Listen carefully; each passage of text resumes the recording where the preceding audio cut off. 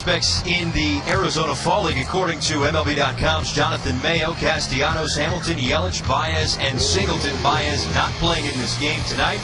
He's got a thumb injury. He was replaced on the roster, but as Jonathan Mayo joins us up here in the booth, I'm Paul Severino with Tom Verducci. Jonathan, there is an awful lot of talent. We talked at length about Billy Hamilton in the top half of the inning.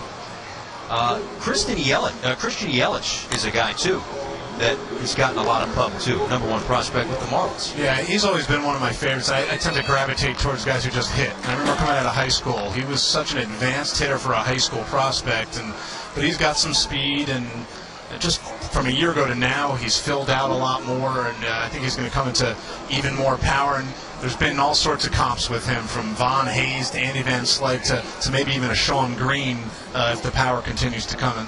Those are pretty good comparisons. Gary Brown will lead things off for the East squad in the bottom half of the first inning, and he'll face a new pitcher. It's James Paxton, a member of the Seattle Mariners organization. 9-4, 3.05 ERA, 110 strikeouts to 54 walks, and he drops the breaking ball in there. It's quickly 0-2. Yeah, the Mariners like this guy. It's rare to see a left-hander. He can bring it up there mid-90s. He's got a little extra on that fastball, too, because of deception. Watch his glove as it goes up in the air. It's something that he just does naturally in his delivery. It reminds me a little bit of Andy Pettitte, where the glove goes up in the air and the baseball is going to come out from behind the glove after the glove disappears. It can really confuse the hitter a little bit and just add that little extra to the fastball. 94, 95 can come in at 96, 97 because the pitch is, you can't pick it up easily out of his hand. So Andy Pettitte with a plus fastball. That doesn't seem fair. Well, you know, Jonathan, the Mariners are sitting on some really high-end pitching. They are. I mean, I think the only question with Paxton, you got Danny Hultzen also and Taijuan Walker, and they all were in the same rotation. A little time is whether or not this guy here is a starter long term, just because of some command issues and the third pitch hasn't come quite as quickly. But whenever you have a guy who throws that hard and can maintain that velocity, you're going to leave him in a rotation for as long as you can. And I think that's probably why they haven't shortened him up. Otherwise, he probably could pitch in the big leagues now if you put him in a relief role. John Singleton steps in and takes a called strike. Singleton, as we mentioned before, originally with the Philadelphia Phillies, 21 years old, 6'2", 235, big body. That one's in the dirt. And originally was a first baseman, still is. We'll obviously work our way around that, but was a first baseman, had some comps to Ryan Howard, of course, being in the Phillies organization. And Ryan Howard, pretty good ball player in his own right, making some money. They decided to move him to left field, the opposite side of the field. And then once he was traded over, back to first, where I talked to him before the game, said he's happy to be back. He's played first his whole life. He wasn't a terrible outfielder, by the way. It wasn't one of those you put him out there. And I remember when Ryan Howard played in the Fall League, and they sent him out to the outfield because Jim Thome was the first baseman. And that experiment ended after about 3 days. They wanted to make sure no one got hurt. It just was not. It was not pretty. You know, Singleton was a little more athletic than Howard was even then, and I think he probably would have been okay if they needed to keep him out there. But obviously, once he got traded, there wasn't that roadblock, so he could go back to his more natural position. It's a good at-bat right here. This is the kind of at-bat the Astros organization really wants to see out of Singleton. If there's one question early on, it's typical of a young hitter, is hitting left-handed hitter against left-handed pitching. Hit only 3 home runs this year, 232 against lefties. I think his approach will serve him well. It's just a matter of time. See him go the other way. Nice approach right there. Finds a hole on the left side for the base hit, his first of the night, so he's 1 for 2. And with the Houston Astros, again, we mentioned before, so much transition, new manager for next season, new league. How does their farm system shape up? Because in years past, it's been among the worst. Yeah, it is much better, and some of that is because of the trades that they made, bringing a guy like Singleton and Cozart in, and some of the other trades that they've made since. And some of that has been via the draft. You know, Bobby Heck is no longer with them, but he does deserve a lot of credit for being the guy leading their drafts over the last few years, and they've brought in some talent, and they took some chances with guys like Delino DeShields, who were not going to be quick to the big leagues, and he's a guy who had a very good bounce back year this year, and you're going to hear a lot from him in the future. So they've added some elite, top prospect kind of talent, but they've added a lot of depth in that system, really from top to bottom, where they're going to be able to funnel players up to Houston for a long time. And you mentioned the future, the MVP of the Futures game, Nick Castellanos, takes the ball in the dirt, and the count now 2-1. And Castellanos singled in his first at bat, but was stranded in the first inning. 20 years old, 6'4", 210, member of the Tigers organization, and again, one of those guys who's working on a different position now as 2012 winds down. It's obviously been a long season for a lot of these guys, but this one in between third and short for his second hit. He's 2 for 2, and Singleton moves up into scoring position, so 2 on and 1 out now for Caleb Cowart. How's Castellanos' transition going to a new position? So far, so good. I mean, it's funny, he was a shortstop in high school. He moved to third, fairly quickly. I think that's his better position. And then he moved him to the outfield, mostly because I think they want to find room for that bat as soon as it's ready. And I don't think it's going to be far from ready because he just hits. The only question is, how much power is he going to grow into? And he's got the kind of frame where I think he's going to add some strength as he gets older.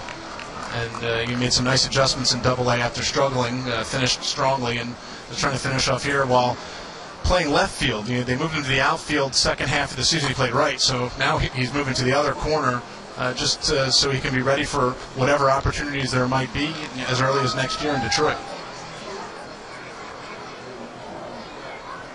Caleb Cowart with a couple of men aboard here in the bottom half of the third inning.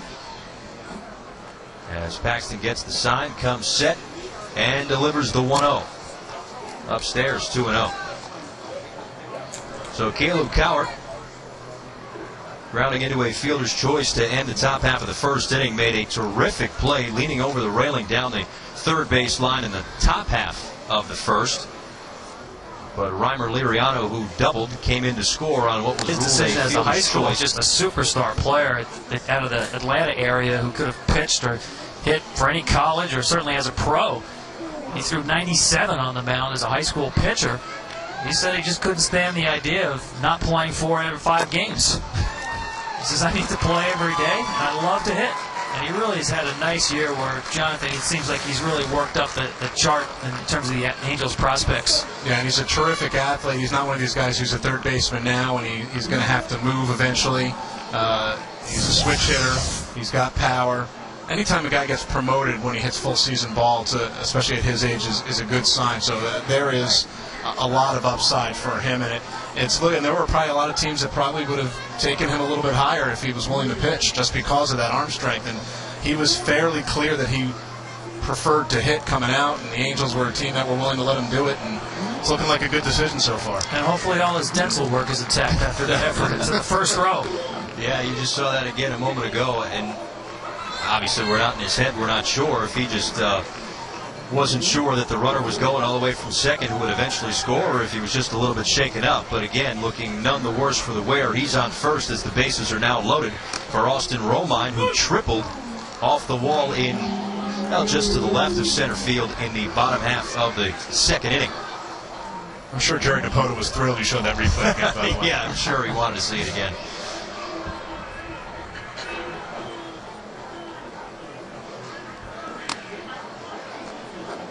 And it's interesting here seeing a Yankee catcher and a Mariner pitcher on the mound. And I guess, I don't know, maybe it's just me, but you automatically start to think of the Michael Pineda, Jesus Montero deal and how it's not really worked out so far for the Yankees.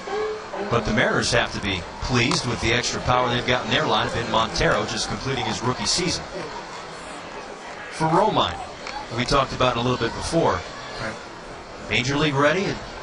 Perhaps. Sounded like last year could have been. Yeah, he was close, and I heard Tom talking about some of the freakish injuries that he just couldn't seem to shake and stay healthy long enough just to put the finishing touches. And defensively, I think he was ready. And the question has always been, will he hit enough to be an everyday catcher? And it was interesting because I think if they could somehow combine Montero's bat with Romine's all-around defensive skills, and you have probably an all-star caliber catcher. But I always thought that Romine would hit enough, but he hasn't had enough reps, so I think it'll be very interesting to see one, if he even is given an opportunity in New York in spring training, given the pressures to win there, and two, to see how he responds to it. Corey Dickerson now steps in. He's yet to have an official at-bat. Walked in the second inning. Bases are loaded and 2 outs as Paxton deals a breaking ball up and away. John Singleton is on third after the walk. Nick Castellanos, he's 2 for 2, had another single in the second at-bat. He's on second, and Caleb Cowart with a walk to load up the bases. There's Dickerson, 23 years old, 6'3" and 210, member of the Rockies organization. So he will also call this place home hopefully one day, at least in the spring. Swings and misses, and the count now 1-1. Dickerson seems to be a guy who's grown on the Rockies. You know, what was he, an 8th round pick? And watching him take batting practice today, and it was only batting practice, but he had natural backspin on the ball. He's got tremendous carry. He doesn't look like a profile as a tremendous home run hitter, but just the way the ball jumps off his bat looks like there's something there. Yeah, and he does that. So he just has raked at every level, and that's pretty much accurate. You know, they keep challenging, move him up, and he responded this year with a real good year where he's much more on their radar. Jammed a bit. Paxton fields it himself and flips over to first to work out of the jam. So with the bases loaded, that's how they'll stay. We're 2-2 going to the fourth.